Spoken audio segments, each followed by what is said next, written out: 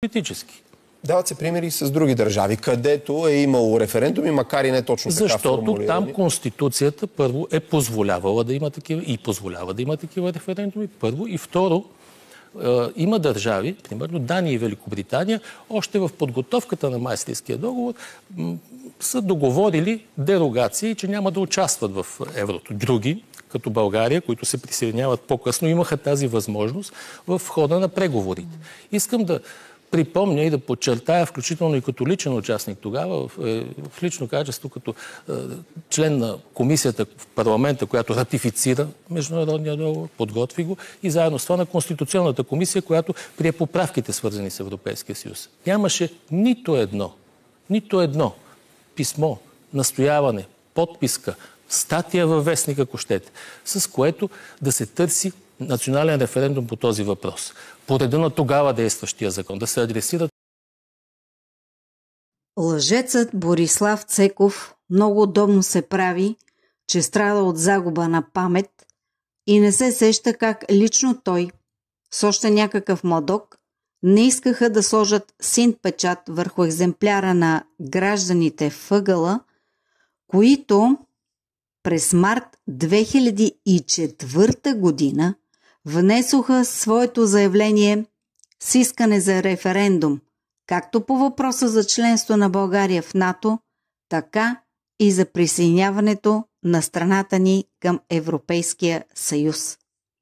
След своята обосновка, защо, участвайки със Съединените щати във войната в Ирак, България се явява агресор, Гражданите въгъла заключават със следното.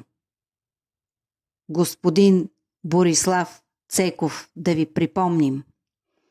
При посочените факти и при наличните разпоредби на член 1, алинея 2 и 3 на Конституцията на Република България, допитването ви до суверена за искането от Съединените щати разполагане на техни военни бази на наша територия за членство на България в НАТО и ЕС е конституционен императив.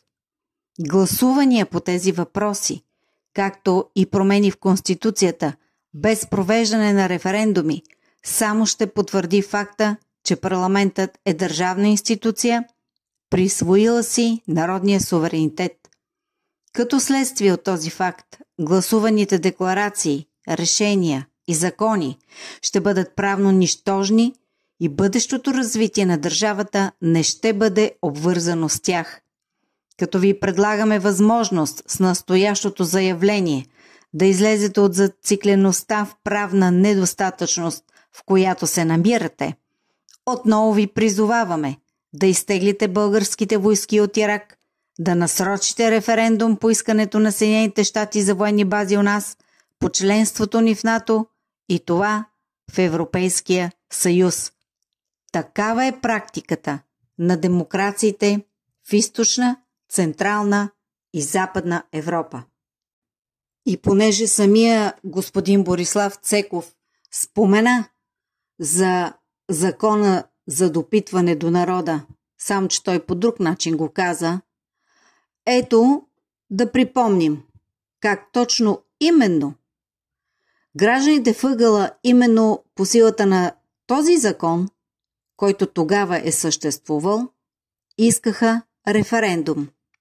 И така, при ратификацията на договора с Европейския съюз, която става на 11 май 2005 година, все още е бил в сила закона за допитване до народа от 22 ноември 1996 година, отменен едва през 2009 година. Тоест, след 2007, когато влиза в сила нашето членство в Европейския съюз. Едва 2009 година е отменен този закон за допитване до народа. И това става с параграф 3 от преходните и заключителните разпоредби на новия закон, Закона за пряко участие на гражданите в държавата, власт и местното самоуправление, обнародван Държавен вестник брой 44 от 12 юни 2009 година. Но никой не позволява тогава на народа да осъществи правото да си определя бъдещето. По силата на Международния пакт за граждански и политически права, това право на народа ни е формулирано в неговия член 1.1, а именно всички народи имат право на самоопределение. По силата на това право те свободно определят своето политическо положение и свободно осъществяват своето икономическо, социално и културно развитие. Трети факт. Според член 5, алинея 1 от Конституция на Република България, другите закони не могат да противоречат на Конституцията. И сега започва интересното. Противоречи ли ратификацията на договора с Европейския съюз на Конституцията?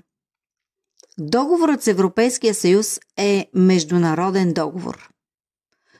Според член 5, алинея 4 от Конституция на Република България, договорът с Европейския съюз, който е международен, пак повтаряме, би трябвало да е част от вътрешното право на страната, но ако е ратифициран по конституционния ред. А какъв е конституционния ред? Конституционният ред първо изисква съобразяване с член 1, алинея 2, алинея 3, това, което посочват и гражданите в ъгъла. Тоест, народът трябва да бъде питан, за да упражни непосредствено властта си, тъй като той е суверенът. Следователно, изискуемия конституционен ред не е спазен. След като договорът с Европейския съюз не е ратифициран по конституционния ред, той не може да бъде част от вътрешното право на страната. Щом не е част от вътрешното право на страната, следователно по силата на член 5 алинея 2, международният договор с Европейския съюз няма власт над разпоредбите на Конституцията. Защото член 5 алинея 1 казва: Конституцията е върховен закон и другите закони не могат да й противоречат. Алинея 2 казва: разпоредбите на Конституцията имат непосредствено действие. Според Закона за прякото участие на гражданите в държавната власт и местното самоуправление, член 9, алинея 4, референдум по въпроси, уредени в сключени от Република България международни договори, може да се произвежда преди тяхната ратификация. Но договора на България с Европейския съюз, който на практика е международен, е ратифициран без да е спазен, както видяхме, конституционния ред, което е важното условие, за да бъде той част от вътрешното право на нашата страна, следователно е противоконституционен.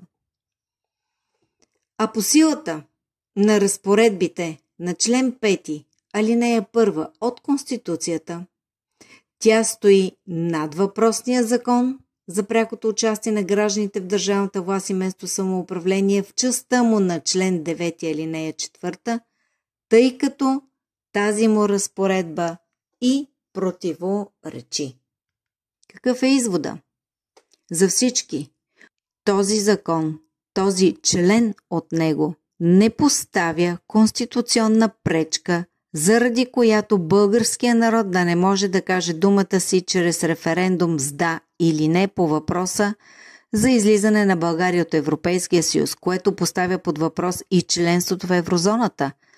Именно поради факта, че ратифицираният международен договор с Европейския съюз е нелегитимен, най-малкото е с противоконституционни действия. Освен това, с този си член 9 алинея 4 Закона за пряко участие на гражданите в държавната власт и местното самоуправление влиза в противоречие и с Международния пакт за граждански и политически права, който също е международен договор, ратифициран от България с указ номер 1199 на Народното събрание от 23 юли 1970 година.